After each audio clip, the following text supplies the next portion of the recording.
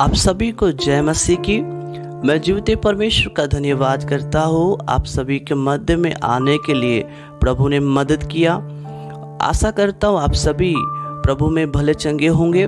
और आज हम महत्वपूर्ण टॉपिक को लेकर परमेश्वर के वचन से मैं शेयर करूँगा। और आज हम सीखने वाले हैं कि पिता, पुत्र और पवित्र आत्मा अर्थात त्रिएक परमेश्वर के बारे में। मेरे प्रियो, यह बहुत ही गंभीर और कई बार बड़ा प्रश्न होता है, लेकिन ये तीनों परमेश्वर है और परमेश्वर के व्यक्तित्व हैं। आमीन, हालेलुया। कई बार हम सोचते हैं परमेश्वर बड़ा है, फिर पुत्र छोटा है, फिर पवित्र आत्मा उससे और छोटा है। नहीं, तीनों परमेश्वर है, तीनों का दर्जा एक है, तीनों बराबर है। आमीन, इसमें कोई भेदभाव नहीं है, तीनों बराबर है। और आज हम सीखेंगे परमेश्वर के बारे में। तो पिता परमेश्वर के बारे में बाइबल बतलाती है कि यूहन्ना रचित सुसमाचार उसके 4 अध्याय का 24 पद में परमेश्वर आत्मा है और अवश्य है कि उसके भजन करने वाले आत्मा और सच्चाई से भजन करें। आमीन। जब हम यूहन्ना 1 अध्याय का 18 पद को पढ़ते हैं, परमेश्वर को किसी ने कभी नहीं देखा, एकलौता पुत्र जो पिता की गोद में है उसी ने उसे प्रकट किया है। आमीन, हालेलुया। वचन कहता है परमेश्वर को किसी ने कभी नहीं देखा है। क्यों? क्योंकि परमेश्वर आत्मा है और आत्मा को हम देख नहीं सकते हैं, अदृश्य है, हम देख नहीं सकते, छू नहीं सकते, पर महसूस कर सकते हैं।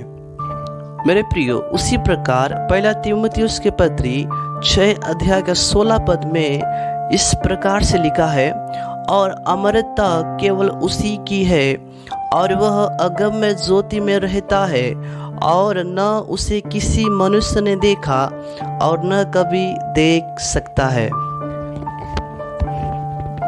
आमीन। यहाँ पर भी यही वचन लिखा है कि परमेश्वर को कोई देख नहीं सकता और ना ही किसी मनुष्य ने कभी देखा है। क्यों? क्योंकि प्रभु आत्मा है, परमेश्वर पिता आत्मा है। तब परमेश्वर अपने आप को लोगों के सामने प्रकट करने के लिए वह मनुष्य का रूप धारण करता है। परमेश्वर स्वयं देह धारण करता है, क्योंकि यूहन्ना 1:1 में लिखा है वचन परमेश्वर है, और उसके 14 पद में लिखा है वचन देहधारी हुआ और हमारे बीच में डेरा किया।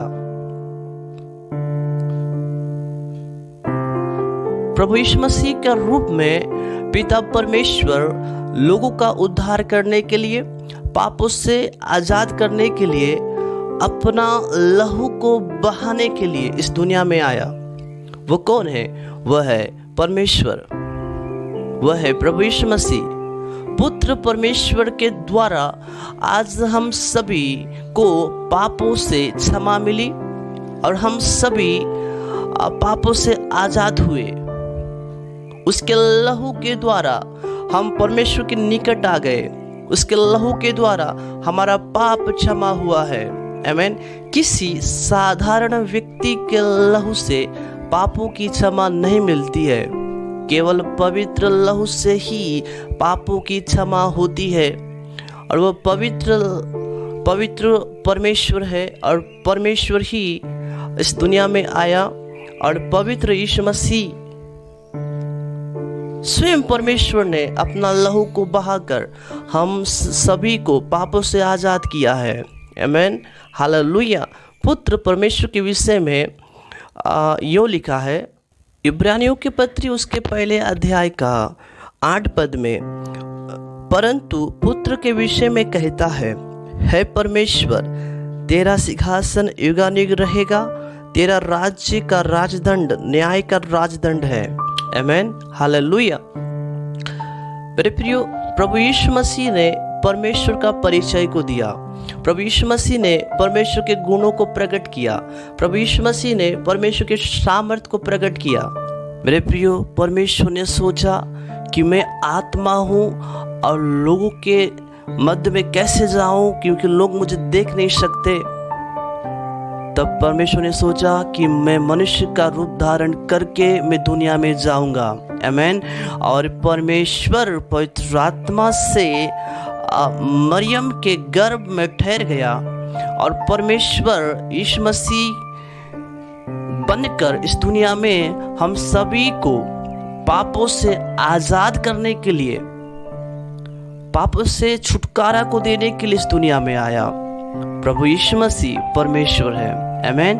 और जब हम प्रेरितों के काम 5 अध्याय को पढ़ते हैं तो उसमें पवित्र आत्मा के बारे में लिखा हुआ है। जब अनन्या और सफीरा दोनों पति और पत्नी भूमि बेचकर कुछ दाम अपने पास रखकर कुछ दाम प्रेरितों के आगे डाल देते हैं, तब पतरस ने कहा, हे अनन्या, शैतान ने तुम्हारे मन में यह बात क्यों डाली कि तुम कुछ दाम अपने पास रखो? तुमने पवित्र आत्मा से झूठ बोला है, तुमने परमेश्वर से झूठ बोला है। इसमें पवित्र आत्मा को परमेश्वर के रूप में पतरस परमेश्वर को वचन संबोधित करता है। पवित्र आत्मा परमेश्वर के रूप में इस जगह पर कार्य करता है।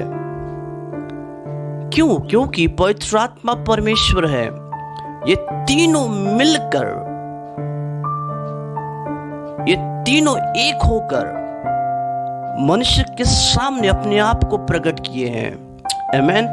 स्वयं परमेश्वर अपने आप को यीशु मसीह के रूप में, पवित्र आत्मा के रूप में दुनिया में प्रकट किए हैं।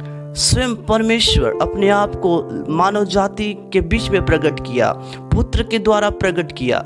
और आज पवित्र आत्मा का कार्य है। आज पवित्र आत्मा परमेश्वर कलीसिया के अंदर, लोगों के अंदर, अगुवे के अंदर, विश्वासी के अंदर, जवानों के अंदर पवित्र आत्मा की आग कार्य कर रहा है। आमीन। और बाइबल में पवित्र आत्मा को जल के रूप में, आग के रूप में और तेल के रूप में दर्शाया गया है। मेरे प्रियो, परमेश्वर का वचन इन बातों को प्रकट करता है। प्रियो, तीनों परमेश्वर के बारे में आज हमने सीखा कि स्वयं प्रभु ने अपने आप को इस दुनिया में भेजा और स्वयं परमेश्वर हमारे लिए बलिदान हुआ और स्वयं परमेश्वर आपके अंदर है, वह है पवित्र आत्मा। इन वचनों के द्वारा परमेश्वर आप सभी को बहुत आशीष दे। आमीन।